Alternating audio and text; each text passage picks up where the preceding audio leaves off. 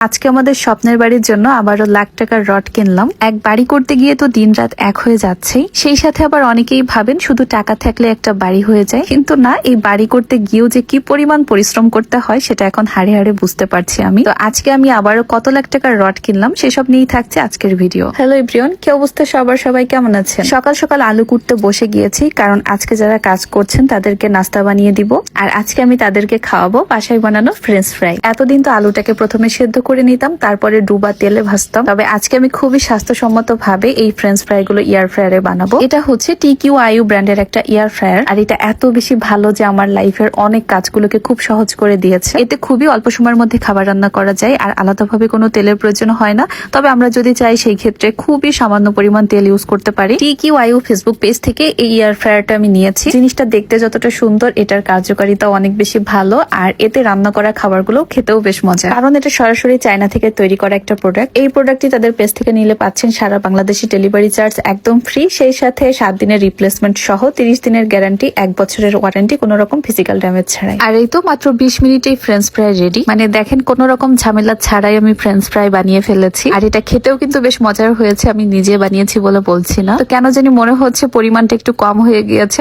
আমি তাও 5টা আলুর বানিয়েছি, তবে আরো 2-1টা আলু অ্যাড করলে হয়তো পেট ভরে খাওয়া যেত। আর হ্যাঁ, TQIU ফেসবুক পেজটা কিন্তু আমার ডেসক্রিপশন বক্সে মেনশন করে দিয়েছি, আপনারাও চাইলে আপনাদের বাসার জন্য এয়ার ফ্রায়ারটা নিতে পারেন। তো এতদিন বাড়িতে কাজ করার পরে অবশিষ্ট এই রড গুলোই আছে, তো আবার রড লাগবে। এখন তো রেডি হয়ে নিয়েছি, আর এখন চলে যাব সেই রডের দোকানে, আমাদের বাড়ি থেকে বেশ দূরে। এখন আসলে প্রস্তুতি নেওয়া হচ্ছে আমাদের বাড়ির গ্রেড ভীমটা করার জন্য। আর কেন জানি না, গতকাল রাত থেকেই মনে হলো শীত পড়ে গিয়েছে, আর সকালেও বেশ ওয়েদারটা ঠান্ডা ছিল, সেই সাথে রোদও উঠেছিল, তো বেশ ভালোই লাগছিল গাড়িতে যেতে। আর গাড়িতে বসে ছোট্ট একটা কেক খেয়ে নিলাম, কারণ সকাল থেকে এখনো পর্যন্ত ভাত খাওয়ার সুযোগ হয়নি। আমি আসলে 3 ধাপে রডটা কিনছি, মানে প্রথমে হচ্ছে বেস ঢালাইয়ের সময় কিনেছি, তারপর এখন হচ্ছে বেস ঢালাই টু ছাদ পর্যন্ত কিনবো, এন্ড দেন হচ্ছে ছাদ ঢালাইয়ের সময় যতটুকু লাগে ততটুকু এসে নিয়ে যাব।